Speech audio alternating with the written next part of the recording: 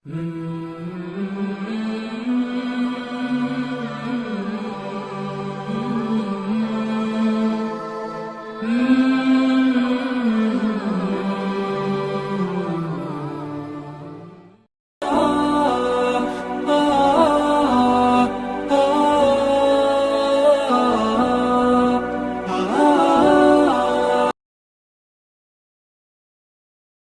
الحمد لله نحمده ونستعينه ونستغفره ونعوذ بالله من شرور أنفسنا ومن سيئات أعمالنا من يهده الله فلا مضل له ومن يضلله فلا هادي له وأشهد أن لا إله إلا الله وحده لا شريك له وأشهد أن محمدا عبده ورسوله أما بعد يا أيها الذين آمنوا اتقوا الله حق تقاته ولا تموتن إلا وأنتم مسلمون يا أيها الناس اتقوا ربكم الذي خلقكم من نفس واحدة وخلق منها زوجها وبث منهما رجالا كثيرا ونساء واتقوا الله الذي تساءلون به والأرحام إن الله كان عليكم رقيبا أما بعد மனிதனை படைத்து அவனுக்கு சம்பூர்ணமான விளக்கத்தை கற்றுத்தந்த எல்லாம் வல்ல அல்லாஹ்வுக்கு சுப்ஹானஹு வ தஆலாவுக்கு புகழ் அனைத்தும் அல்ஹம்துலில்லாஹ். பரிபூர்ணமான சலாமும் ஸலவாத்தும் மனிதர்கள் ஜின்கள் ஆகிய படைப்பினங்களிலேயே சிறந்தவர் முஹம்மது நபிகள் நாயகம் ஸல்லல்லாஹு அலைஹி வஸல்லம் அன்னவர்கள் மீதிலும் அன்னாருடைய வாழ்க்கை வழிமுறைகளை தங்களுடைய வாழ்வின் அடிநெறிகளாய் எடுத்து பின்பற்றி நடந்த உத்தம சஹாபாக்கள், தொடர்ந்தவர்கள், துயர்ந்தவர்கள், இன்ஷா அல்லாஹ் இந்த யுக முடிவு நாள் வரும் வரைக்கும் அன்னாரின் அடிச்சுவட்டிலேயே வாழ்ந்து மடிகின்ற எல்லா உறவுகள் மீதிலும் அல்லாஹுடைய அன்பும் கருணையும் என்றென்றும் மலரட்டும் என்கின்ற ஓர் இனிய பிரார்த்தனைக்கு பின்னால், கண்ணியத்துக்குரிய சகோதரர்களே, அல்லாஹ்வினுடைய நல்லடியார்களே, நாளும் ஓர் நபித்தோழரின் வரலாறை அறிவோம் என்ற ஒரு தலைப்பினூடாக பல்வேறுபட்ட மார்க்க சொற்பொழிவாளர்களினூடாக இந்த ரமலானுடைய மாதத்தில் அல்லாஹ்வுடைய மார்க்கத்திற்காக பாடுபட்ட அந்த நபித்தோழர்களுடைய வாழ்க்கை வரலாறுகளை கற்றுணர்ந்து கொள்கிற ஒரு உன்னதமான வாய்ப்பை அல்லாஹு தாலா எனக்கும் உங்களுக்கும் ஏற்படுத்தி தந்திருக்கிறான் என்றால் அல்ஹம்துலில்லாஹ், எல்லா புகழும் அல்லாஹ்வுக்கே. அந்த வரிசையில் இறை தூதரின் பள்ளிப்பாசறையில் வளர்த்தூட்டப்பட்ட உன்னதமான ஒரு நபித்தோழர் அம்ர் இப்னு ஆஸ் ரலியல்லாஹு அன்ஹு அவருடைய வாழ்க்கை வரலாறுகளை கற்றுணர்ந்து கொள்ளலாம் அப்படி என்று ஆசைப்படுகிறேன். கண்ணியத்துக்குரியவர்களே, அல்லாஹ்வினுடைய நல்லடியார்களே, அம்ர் இப்னு ஆஸ் ரலியல்லாஹு அன்ஹு அவருடைய வாழ்க்கை வரலாறு என்கிற ஒரு பகுதி இருந்தாலும் இன்றைய தினம் அம்ர் இப்னு ஆஸ் ரலியல்லாஹு அன்ஹு அவருடைய மரண நேரம் குறித்து சில விடயங்களை கற்றுணர்ந்து கொள்வது இந்த இடத்துக்கு மிக பொருத்தமாக இருக்கும் அப்படி என்று நினைக்கிறேன். காரணம், அவருடைய வாழ்க்கையின் இறுதி கட்டமாகிய அந்த மரண நேரம் அவருடைய வாழ்க்கையை 3 கட்டங்களிலே பிரித்து நோக்குவதை நீங்கள் பார்க்கலாம். அவருடைய வாழ்க்கையினுடைய 3 கட்டங்களையும் அப்படியே எடுத்து சொல்லி இந்த சமூகத்திற்கு மத்தியிலே மிக மகத்தான ஒரு வரலாற்றையும் பார்ப்பவர்களுக்கு ஒரு படிப்பினையையும் ஊட்டி சென்றிருப்பதை நீங்கள் பார்க்கலாம். கண்ணியத்துக்குரியவர்களே, மரணம் என்பது அல்லாஹ் தஆலா அல் குர்ஆனிலே சொல்லும் பொழுது குல்லு நஃப்ஸின் ذائقத்துல் மௌத், இந்த உலகத்தில் படைக்கப்பட்டுள்ள ஒவ்வொரு ஆத்துமாவும் என்றோ ஒரு நாள் மரணித்தே தீரும் என்கிற ஒரு சங்கதியை அல்லாஹ்வுடைய குர்ஆன் சொல்கிறது. அவன் அல்லாஹுவை ஏற்ற ஒரு ஆத்துமாவாக இருந்தாலும் அல்லது அல்லாஹுவை நிராகரித்த ஒரு ஆத்துமாவாக இருந்தாலும் அல்லது கடவுளே இல்லை என்று சொல்கிற ஒரு சித்தாந்தத்தில் இருந்தாலும் இந்த மரணம் என்பது எல்லோருக்கும் பொதுவானது என்பதை கண்ணியத்துக்குரியவர்களை நாங்கள் அறிகிறோம்.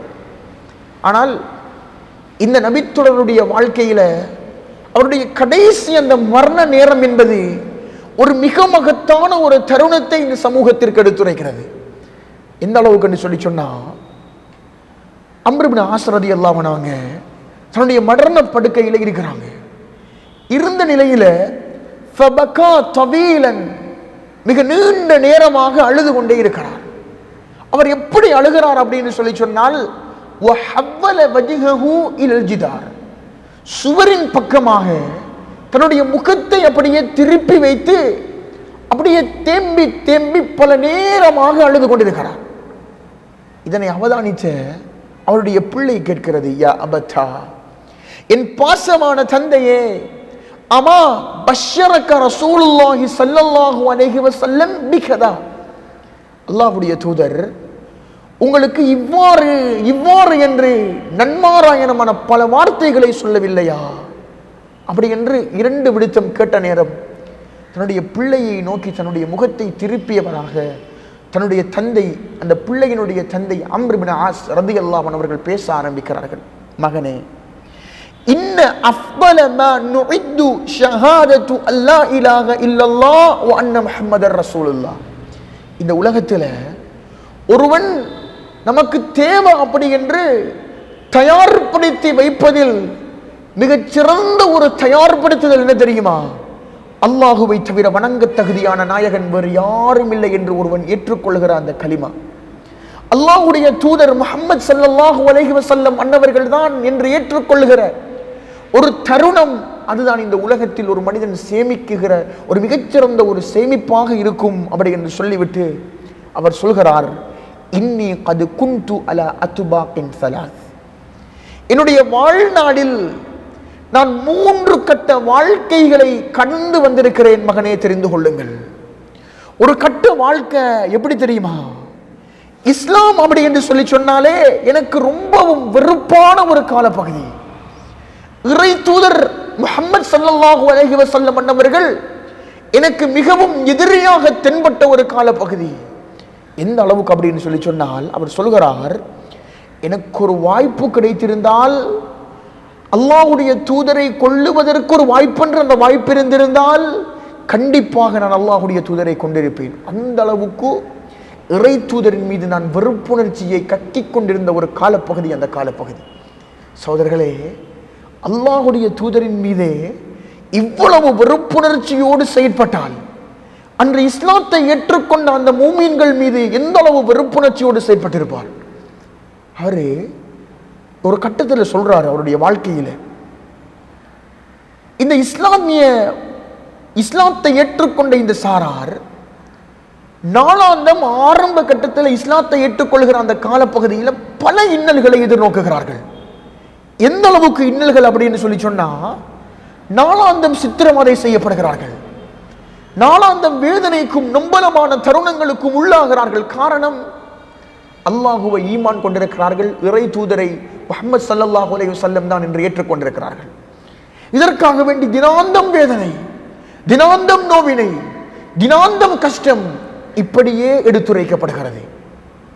அந்த நேரத்தில் முஸ்லிம்கள் எல்லாம் சிந்திக்கிறாங்க, இந்த ஊரை விட்டு எங்காவது நாங்கள் போனா அங்கிருந்து நாங்கள் நிம்மதியாக இருக்கலாமே அப்படின்ற ஒரு நோக்கத்தில் அல்லாஹ்வுடைய தூதரின் அனுமதி பெற்று அல்லாஹ்வுடைய தூதர் சொல்றாங்க, அபிசீனியா என்று சொல்கிற அந்த பூமிக்கு செல்லுங்கள். அந்த அபிசீனியா என்கிற பூமியில் மன்னன் நஜ்ஜாஷி ஆண்டு கொண்டிருக்கிறார், அவருடைய ஆட்சி புரிந்து கொண்டிருக்கிறார். அந்த நஜ்ஜாஷி மன்னன் முன்னைய வேதங்களை நன்கறிந்த ஒரு மனிதர். அவருடைய நாட்டிலே வாழுகிற மக்களை எந்த அடிப்படையிலும் தண்டிக்காத, நோவினைகளை கொடுக்காத ஒரு சாதாரண ஒரு சாமானிய ஒரு மனிதனாக செயற்படுகிறார்.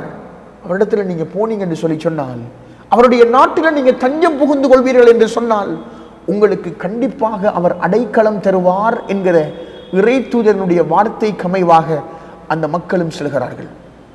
அந்த படையை தலைமை தாங்குகிறார் ஜாஃபர் இப்னு அபி தாலிப் ரலியல்லாஹு அன்ஹு அவர்கள்.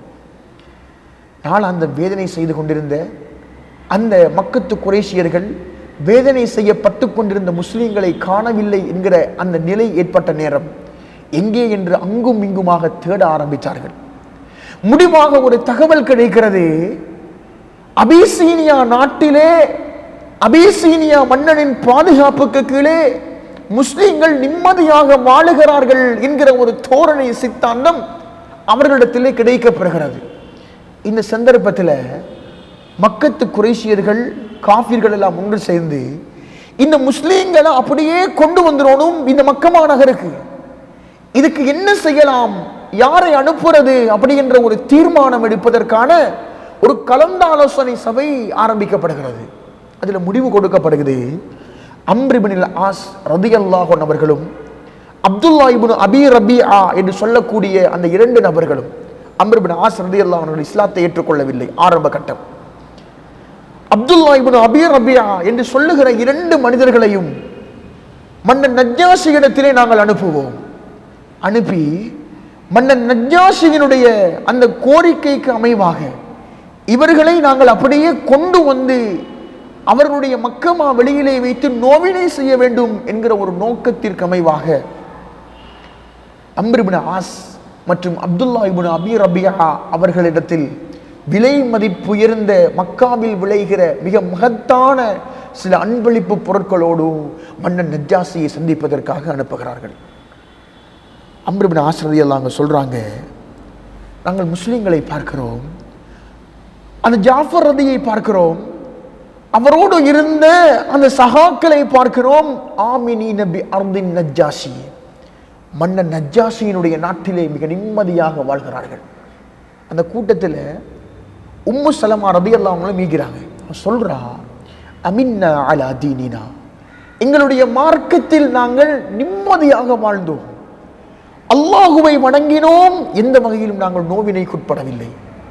எந்த அளவுக்கு அப்படின்னு சொல்லி சொன்னால், வலா நஸ்மஉ ஷைஅன் நக்ரஹுஹு, நாங்கள் வெறுக்கிற எந்த ஒரு காரியத்தையும் கூட, எங்களுடைய ஒரு வார்த்தையை கூட எங்களுடைய காதுகளால் நாங்கள் கேட்கவில்லை. அந்த அளவுக்கு நாங்கள் நிம்மதியாக வாழ்ந்தோம். இந்த சூழலை அவதானித்த அம்ர் இப்னு ஆஸ் ஹஸத்துஹு, அவர் சொல்லுகிறார், ஃபஹஸத்துஹு, நான் ரொம்பவே பொறாமைப்பட்டேன். இவர்களை எப்படியாவது நாட்டிற்கு, இந்த மக்காவுக்கு மீட்டிக் கொண்டு வந்து நாளாந்தம் வேதனை செய்ய வேண்டும் என்கிற உணர்வில் நான் கொதித்தேன். அவர் அரசனை சந்திப்பதற்கு முன்னாடி அரசு சபைக்குள்ள போய் அங்கிருக்கிற ஒவ்வொரு மந்திரிமார்களையும் பிரத்யேகமாக சந்தித்து என்ன செய்றார் அப்படின்னு சொல்லி சொன்னால், விலை உயர்ந்த பல அன்பளிப்பு பொருட்களை அவருக்கு கொடுக்கிறார். பல அன்பளிப்பு பொருட்கள் அங்கிருந்த அரசு, அந்த அரசு சபையில் இருந்த ஒவ்வொரு மந்திரிமார்களுக்கும் பல அன்பளிப்பு பொருட்கள் கொடுக்கப்படுகிறது. அப்ப இந்த அன்பளிப்பு பொருட்களை எல்லாம் இவர்கள் கொள்வனவு செய்ய வாங்கி கொண்ட பொழுது சொல்றாரு, நாங்க இப்படித்தான் இந்த நோக்கத்திற்காக வந்திருக்கிறோம்.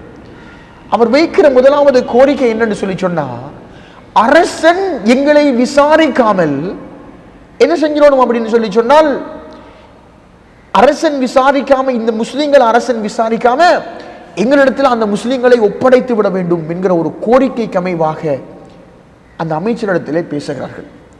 பேசியதற்கு பின்னால அரசு சபையில் போய் அம்ர் இப்னு ஆஸ் ரலியல்லாஹு அன்ஹு அவங்க இஸ்லாத்தை ஏற்றுக்கொள்வதற்கு முன்னதான காலப்பகுதி அரசனுக்கு முன்னால பேச்சை ஆரம்பிக்கிறார்கள். உண்மையில வரலாற்றில் பேச்சு சாதுர்த்தியம் மிக்க ஒரு மனிதர் அப்படின்னு சொல்லி சொன்னால், எந்த வார்த்தையை பேசினால் அவர்கள் தயக்கம் காணுவார்கள், இந்த பேச்சினூடாக எப்படி பேசினோம் என்று சொல்லி சொன்னால் எதிர்த்தரப்பை வீழ்த்தலாம் என்கிற ஒரு நுணுக்கமான அறிவு கொண்டவர் அம்ர் இப்னு ஆஸ். அரசனுக்கு முன்னாடி போய் பேசுகிறார். ஐயுஹல் மலிக், அரசனே, இன்னஹு கத் சபா இலா பலதிக மின்னா கில்மானுன் சுஃபஹா. எப்படி சொல்ற வார்த்தையை பாருங்க. அரசனே, உங்களுடைய நாட்டின் பக்கமாக சில மூட இளைஞர்கள், எங்களை சார்ந்திருந்தவர்கள் அடைக்கலம் புகுந்திருக்கிறார்கள், உங்கள் பக்கம் சாய்ந்து வந்திருக்கிறார்கள் என்று நாங்கள் கேள்விப்பட்டோம். அவங்க யாரு தெரியுமா? ஃபாரகு தீன கௌமிஹிம், அவர்கள் வாழ்ந்து கொண்டிருந்த அந்த கொள்கை, கோட்பாடு, மார்க்கம் அது வேறு, நாங்கள் வேறு என்று வேறு பிரிந்து வந்து இதோ உங்களுடைய நாட்டை அடைந்திருக்கிறார்கள். உங்களுடைய நாட்டிற்கு வந்திருந்தால் என்ன செய்ய வேண்டும்? உங்களுடைய கொள்கையை பின்பற்றி இருக்க வேண்டும். ஆனால் இவர்களோ வலம் யதுகுலு ஃபி தீனி, நீங்கள் பின்பற்றுகிற கொள்கையை கூட, கிறிஸ்தவ மதத்தை கூட அவர்கள் ஏற்றுக்கொள்ளவில்லை. அப்படி என்றால் இவர்கள் யார்? இவர்களுடைய பண்பு என்ன? இவர்களுக்கென்று ஒரு கொள்கையை, புதுமை புகுத்தப்பட்ட ஒரு கொள்கையை கொண்டு வந்திருக்கிறார்கள். அந்த கொள்கை லா நஅரிஃபுஹு நஹ்னு வலா அன்தும், நீங்களும் அறிந்திடாத, நாங்களும் தெரிந்திடாத ஒரு புதுமையான கொள்கை அப்படி என்ற அரசனை பார்த்து சொல்கிறார். சொல்லிவிட்டு சொல்கிறார், அவருடைய குடும்ப அந்தஸ்தவர்கள், குடும்ப உறுப்பினர்கள், சமூகத்தில் மிக முக்கியமான தலைவர்கள் இவர்களை அந்த நாட்டிற்குள் திருப்பி கொண்டு வரும்படி எங்களை பணித்தனுப்பியிருக்கிறார்கள். அரசனே, அவர்களை எங்களிடத்தில் ஒப்படைத்து விடுங்கள் அப்படி என்று கேட்கிறார்கள். அரசன் சொல்கிறார், யாரையுமே நான் விசாரிக்காமல் தீர்ப்பு கொடுக்க மாட்டேன். அந்த முஸ்லீம்களுடைய தரப்பையும் அப்படியே கொண்டு வாங்க, முஸ்லீம்களுடைய தரப்பு வரட்டும், என்ன பேசுறாங்க அப்படின்னு பார்ப்போம் அப்படின்னு சொல்லி அரசன் அங்க முஸ்லீம்களை எல்லாம் அழைக்கிறார்கள். அம்ர் இப்னு ஆஸ் ரலியல்லாஹு அன்ஹுவுக்கு அன்றைய நாள் இந்த முஸ்லீம்களை அழைத்து விசாரித்த தருணத்தை விட மிக கோபமான ஒரு தருணம் இருக்காது. அரச சபையில் ஒரு உடன்படிக்கை என்ன, மன்னர்கள் எல்லாம் உறுதுணையாக நிற்கணும். அந்த நிக்கிறத்தினுடைய வெளிப்பாடு அரசன் இவர்களை விசாரிக்காமலே அனுப்பினோடும் அப்படி என்ற ஒரு எதிர்பார்ப்பு. ஆனால் அரச சபையில் இருந்தக்கூடிய மந்திரிகள் இந்த அம்ர் இப்னு ஆஸுக்கும் அப்துல்லா இப்னு அபி ரபியாவுக்கும் மிகவும் உறுதுணையாகவே நிற்கிறார்கள். நின்றுதான் பேசுறாங்க, அவர்கள் சொல்லுவது உண்மை என்றுதான் சொல்கிறார்கள். ஆனால் அரசனோ அந்த முஸ்லிம்களை எடுத்து அப்படியே விசாரிக்கிறார். எப்படி விசாரிக்கிறார் அப்படின்னு சொல்லி சொன்னால், அரசனுடைய ஒரு தூதுவர் அவர்களை அழைத்து வரும்படி அனுப்பிய நேரம் முஸ்லிம்கள் எல்லாம் பேசுகிறார்கள். யார் அரசனிடத்திலே பேசுவது? ஜாஃபர் இப்னு அபி தாலிப் பேசட்டும். எதை கேட்பார் அரசன்? அது தெரியாது. கேட்டால் என்ன சொல்லுவது? இறை தூதர் எங்களுக்கு எதை சொன்னார்களோ அதை சொல்வோம். உண்மையை தவிர வேறு எதுவுமே பேச வேண்டிய அவசியம் எங்களுக்கு கிடையாது. இறை தூதர் எங்களுக்கு போதித்தது உண்மையை மாத்திரம்தான் பேச வேண்டும் என்று அரச சபைக்கு சென்றாச்சு. அரசனுக்கு முன்னாடி வந்து நிற்கிறார்கள். அரசன் கேட்கிறார், இவர்கள் 2 பேரும் யார் என்று தெரியுமா? அவர்கள் சொல்கிறார்கள், ஆம். அரசனே, முதன்மையாக நாங்கள் யார் என்பதை அறிய தருகிறோம். ஐயுஹல் மலிக், குன்னா கௌமன் அஹ்லல் ஜாஹிலியா, நாங்கள் ஜாஹிலியா சமூகமாக நாங்கள் வாழ்ந்தோம், அறியாமையில் வாழ்ந்தவர்கள் நாங்கள். எந்த அளவுக்கு அறியாமை அப்படின்னு சொல்லி சொன்னால், நஅ்புதுல் அஸ்னாம வ நஅகுலுல் மைத்தா வ நஅத்தில் ஃபவாஹிஷ வ நக்தஉல் அர்ஹாம் வ நுஸீஉல் ஜிவார். எப்படி வாழ்ந்தோம்? நாங்கள் சிலைகளை வணங்கினோம், சித்தவைகளை உண்டோம், மானக்கேடான பாவமான காரியங்களை நாங்கள் செய்தோம், இரத்த வந்த உறவுகளை நாங்கள் துண்டித்தோம். வ நுஸீஉல் ஜிவார், அயல் வீட்டார் அண்டை வீட்டாரை நோவினைக்கும் நொம்பலத்திற்கும் உண்டாக்கினோம். நாங்கள் வாழ்ந்த கோலம் யக்குலுல் கவிய்யு மின்னல் தஈஃப், எங்களில் பலமானவன் எங்களில் பலகீனமானவனை உன்று கொண்டிருந்த ஒரு காலப்பகுதி. இந்த சந்தர்ப்பத்தில் தான் அல்லாஹு தஆலா எங்களில் இருந்து நாங்கள் அறிந்த ஒரு மனிதரை, அவருடைய பரம்பரை என்னவென்று எங்களுக்கு தெரியும், அவர் எந்த அளவுக்கு உண்மையாளர் என்று எங்களுக்கு தெரியும், எந்த அளவுக்கு நம்பிக்கையாளர் என்று தெரியும். அப்படிப்பட்ட முஹம்மது ஸல்லல்லாஹு அலைஹி வஸல்லம் அவர்களை அல்லாஹு தஆலா ஒரு தூதராக எங்களுடைய சமூகத்திற்கு தஅவா பணி செய்கிற ஒரு மாமனிதராக அனுப்பினார். அவர் வந்து எங்களிடத்திலே சொன்ன ஒரு விடயம், அல்லாஹுவை மாத்திரம் வணங்க வேண்டும். அல்லாஹ் அல்லாமல் வணங்குகிற மூதாதையர்கள் வழங்கிக் கொண்டிருந்த, மூதாதையர்களுடைய வணக்கங்கள் நிறைவேற்றப்பட்டு கொண்டிருந்த சிலைகள், கற்கள் எல்லாவற்றையும் நாங்கள் கைவிட்டு விட வேண்டும். உண்மையை கொண்டு ஏவினார், உண்மையை மாத்திரம் பேச வேண்டும் என்ற கட்டளையை விதித்தார். அமானிதங்களை நிறைவேற்றி வேண்டும் என்கிற ஒரு கோரிக்கையை முன்வைத்தார். இரத்த வந்த உறவுகளோடு நல்ல முறையில் நடக்க வேண்டும் என்பதை போதித்தார். அயல் வீட்டார் அண்டை வீட்டாரோடு நல்ல முறையில் கண்ணியமாக நடக்கணும் என்பதை போதித்தார். பாவமான காரியங்கள், தடுக்கப்பட்ட காரியங்கள், பிறருடைய இரத்தத்தை ஓட்டுகிற, உயிர்களை கொல்லுகிற, காவு வாங்குகிற காரியங்கள் எல்லாவற்றையும் விட்டும் தடுத்தார். மானக்கேடான காரியங்களை விட்டு தடுத்தார். பொய்ச்சாட்சியம் சொல்லுவதை விட்டும் தடுத்தார். அனாதைகளுடைய பொருளாதாரத்தை உண்ணுவதை விட்டும் தடுத்தார். பத்தினித்தனமான பெண்கள் மீது கற்ப பழியை சுமத்துகிற, அவதூறு செலுத்துகிற தன்மையை விட்டும் தடுத்தார். அல்லாஹுவை மாத்திரம் வணங்க வேண்டும் என்கிற கோரிக்கையை முன்வைத்தார்.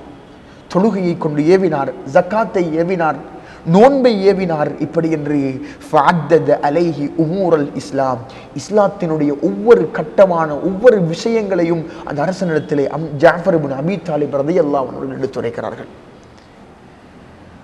அந்த நேரத்தில் அவர் சொல்றாரு, இப்படியெல்லாம் இஸ்லாத்தினுடைய ஒவ்வொரு கட்டங்களையும் எடுத்து அல்லாஹுடைய தூதர் எடுத்துரைத்த நேரம், ஃபஸதக்னாஹு வ ஆமன்னா பிஹி வத்தபஅனாஹு அலா மா ஜாஅ பிஹி, நாங்கள் அந்த தூதரை உண்மைப்படுத்தி அவரை நாங்கள் ஈமான் கொண்டு அவர் கொண்டு வந்த விடயங்களை நாங்கள் எங்களுடைய வாழ்க்கையில் பின்துயர்ந்தோம், அல்லாஹுவை வணங்கினோம், அதில் எந்த ஒரு குறைவும் செய்யவில்லை. அல்லாஹ்வுக்கு நாங்கள் இணை வைக்காமல் வாழ்ந்தோம், அல்லாஹ் தடுத்த ஹராமான காரியங்களை விட்டு ஒதுங்கினோம், எல்லா மனிதர்களோடும் நல்ல முறையில் நடந்தோம், எங்களில் பலகீனமானவர்களை ஆதரிப்பதற்கு நாங்கள் முனைந்தோம். இப்படியெல்லாம் நல்ல விடயங்களை போதித்துக் கொண்டு அந்த போதனைகளுக்குள் உள்ளாகி அந்த செயல்களை நாங்கள் செய்து கொண்டிருந்த நேரத்தில் இவர்களும் இவர்களை சார்ந்திருக்கக்கூடிய மக்களும் இஸ்லாம் என்கிற அந்த உன்னதமான இறையியல் கொள்கையை ஏற்றுக்கொண்டதற்காக நாளாந்தம் சித்திரவதை செய்ய தொடங்கினார்கள், நாளாந்தம் அநீதங்கள் செய்ய தொடங்கினார்கள். நாளாந்தம் எங்களுடைய வாழ்க்கையை ஒவ்வொரு முறையும் வருகிற கோணத்தில் என்று பல வேதனைகளை நாளாந்தம் சந்திக்க தொடங்கினோம்.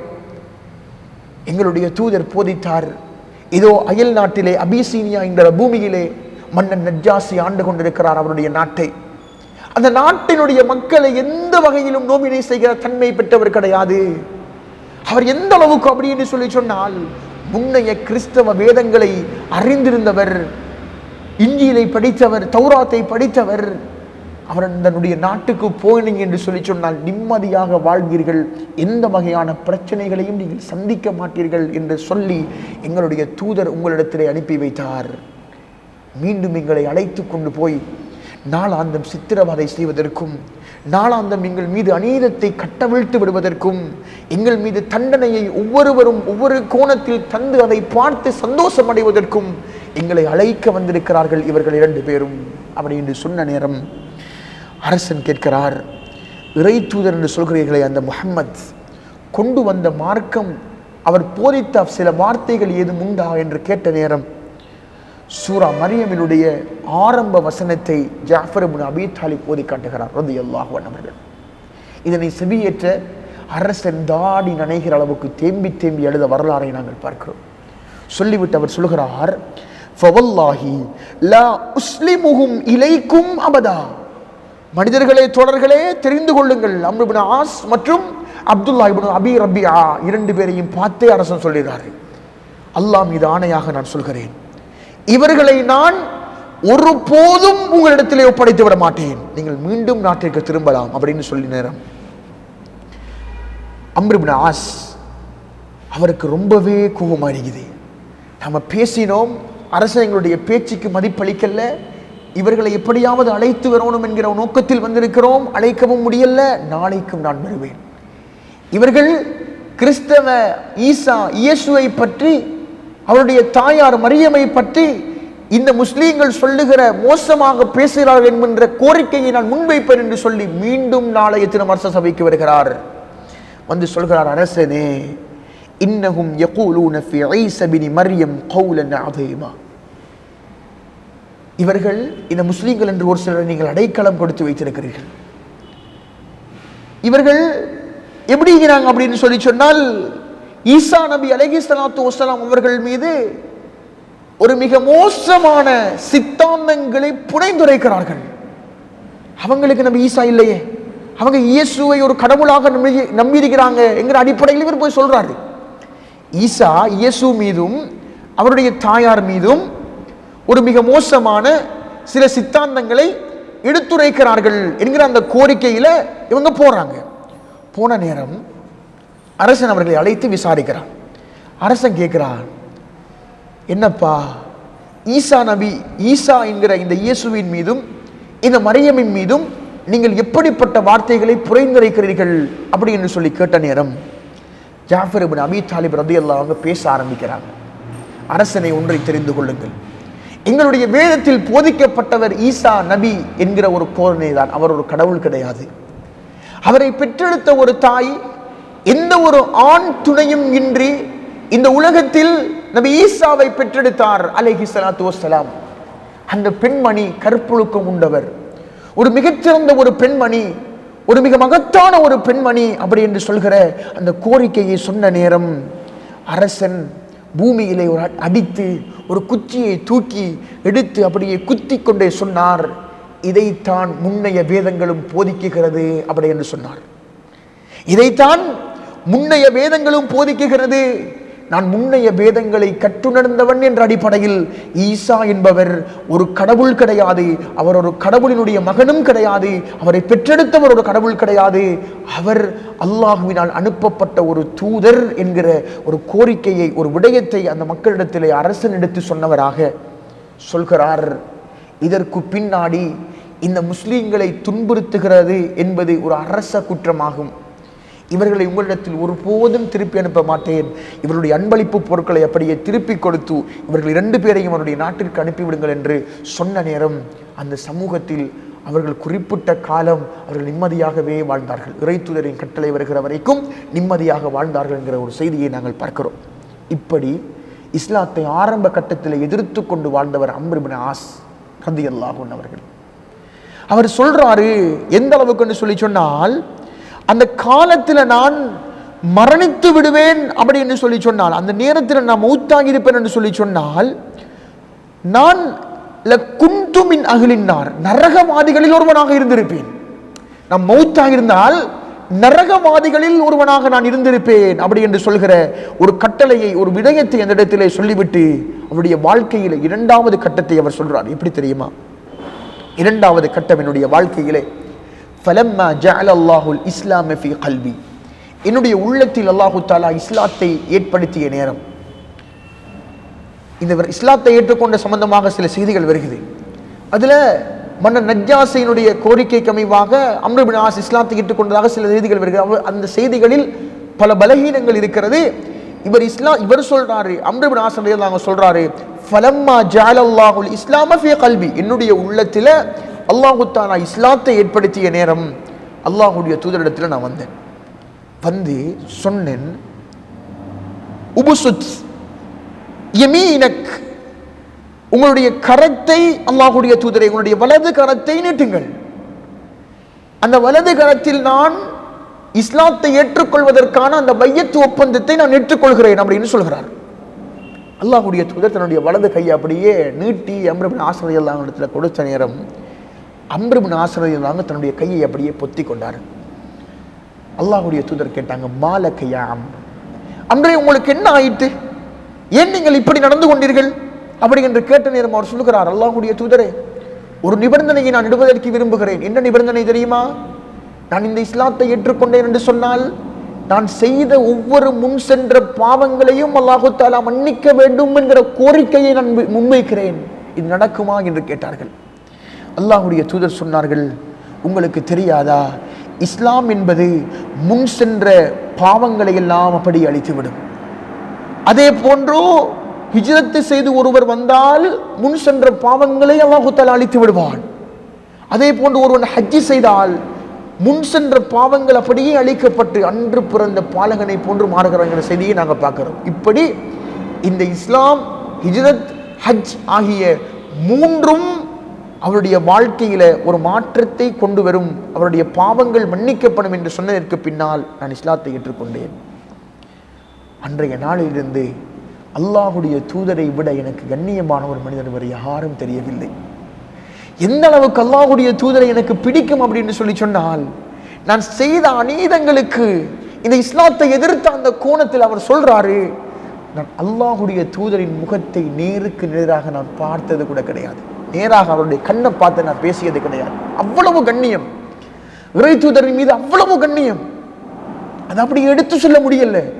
அவர் சொல்றாரு, என்னுடைய வாழ்க்கையில் நான் அல்லாஹ்வுடைய தூதருடைய எப்படி இருப்பாங்க, அவருடைய முகத்தை நீங்க சொல்லுங்க, வர்ணீங்க என்று சொன்னால், அவருடைய கண்ணை வர்ணீங்கள் என்று சொல்லி சொன்னால் கண்டிப்பாக என்னால் வர்ணிக்க முடியாது. காரணம், இறை தூதரை நான் நேரடியாக பார்ப்பதற்கே தயங்கிய ஒரு தருணம் என்னுடைய வாழ்க்கையில் இருந்தது அப்படின்னு சொல்றார். சொல்லிட்டு சொல்றாரு, நான் நினைக்கிறேன், ஆதரவு வைத்தேன், வலவு முத்து அலா தில்கல் ஹால், அதே நிலைமையில் நான் மரணிப்பேன் என்று சொன்னால் நான் ஒரு சுவர்க்கவாதியாக கூட மரணித்திருக்கலாம் அப்படின்னு நினைக்கிறேன். ஆனால் 3வது கட்ட வாழ்க்கை என்னை தொடர்ந்து பல பொறுப்புகள் என்னை வந்தடைந்தது. நான் இப்பொழுது பல பொறுப்புக்கு நான் சொந்தக்காரனாக இருக்கிறேன். மா அதிரி மா ஹாலி ஃபீஹா, இந்த பொறுப்பு தொடர்பில் என்னுடைய நிலை எப்படி இருக்கும் என்று எனக்கு தெரியாது அப்படி என்று அவர் சொல்கிறார். கண்ணியத்துக்குரியவர்களே, எனக்கு நிறைய பேர் ஈகிறோம். தந்தை என்றால் ஒரு குடும்பத்திற்கு பொறுப்பாளர், பிள்ளை என்றால் அவருக்கென்று சில பொறுப்புகள் இருக்கிறது. ஆசிரியர் என்றால் ஆசிரியருக்கென்று பொறுப்புகள் இருக்கிறது. வைத்தியர் என்றால் வைத்தியருக்கென்று பொறுப்புகள் இருக்கிறது. ஒவ்வொருவருக்கும் ஒவ்வொரு விதத்திலே பொறுப்புகள் இருக்கிறது. அதைத்தான் அல்லாஹ்வுடைய தூதர் சொன்னார்கள், அலா அறிந்து கொள்ளுங்கள், குல்லுக்கும் ராயின் வ குல்லுக்கும் மஸ்ஊலுன் அன் ரஅய்யத்திஹி. நீங்கள் ஒவ்வொருவரும் பொறுப்புதாரிகள், நீங்கள் ஒவ்வொருவரும் பொறுப்புதாரிகள். உங்களுடைய பொறுப்பு தொடர்பில் கண்டிப்பாக அல்லாஹ் தஆலா விசாரிப்பான். இன்னைக்கு பிள்ளை கேடு கெட்டு போனாலும் பரவாயில்லை அப்படி என்று பார்க்கிற பெற்றோர்கள், தந்தை தாய்க்கு சரியான முறையில் பணிவிடை செய்ய வேண்டிய பொறுப்பை மறந்த இன்றைய பெற்றோர்களினுடைய பிள்ளைகள், ஆசிரியர்கள் தங்களுடைய பொறுப்புகளை மறந்தார்கள். இன்று பாடசாலையில் பல அனாச்சாரங்கள், வைத்தியர்கள் தங்களுடைய பொறுப்பை மறந்தார்கள். இன்று பல ஊழல்கள். இப்படி ஒவ்வொரு துறைகளையும் சோதர்களை நாங்கள் பேசலாம். இன்று நாங்கள் சிந்தித்திருக்கிறோமா? இன்றைக்கு நாங்கள் இவ்வளவு பொறுப்புக்கும் சொந்தக்காரர்களாக இருக்கிறோம், நாங்கள் மௌத்தாகிட்டோம் என்று சொல்லிச்சோம், எங்களுடைய நிலை எப்படி இருக்கும் என்றைக்காவது நாங்கள் சிந்திச்சிருக்கிறோமா? கண்ணியத்துக்குரியவர்களை சிந்தித்தது கிடையாது. ஆனால் அந்த நபித்தோழர்கள் பொறுப்பை சுமந்ததற்கு பின்னால் இறைத்தூதருடைய வாழ்க்கையை தங்களுடைய வாழ்க்கை என்று எடுத்து நடந்த அந்த தோழர்களே தங்களுடைய பொறுப்பு குறித்து, தன்னுடைய பொறுப்பு விடயங்கள் குறித்து சிந்தித்திருக்கிறார்கள் என்றால் நாங்கள் எம்மாத்திரம் சோதர்களே. அவர் தொடர்ந்து சொல்கிறார், நான் மரணித்து விட்டேன் என்று சொல்லி சொன்னால் என்னை ஒப்பாரி வைக்கக்கூடிய எந்த பெண்ணும் பின்துயரக்கூடாது. நெருப்பை மூட்டிக்கொண்டு யாருமே என்னை பின்துயர்ந்து வந்து விடக்கூடாது. நான் மரணித்து விட்டேன் என்று சொல்லி சொன்னால் ஒரு ஒட்டகத்தை அறுத்து பலியிடுகிற அளவுக்கு அந்த இடத்திலே நீங்கள் நில்லுங்கள், நான் ஆசுவாசப்படுவேன். அந்த இடத்துல நின்று பிரார்த்தனை செய்யுங்கள் என்கிறதை சொல்கிறார். அவர் நிம்மதிக்காக அந்த வார்த்தையை பயன்படுத்துகிறாரு. நான் ஆசுவாசப்படுவேன் அப்படி என்று சொல்கிற ஒரு உன்னதமான ஒரு செய்தியை கண்ணியத்திற்குரியவர்களை நாங்கள் பார்க்கிறோம்.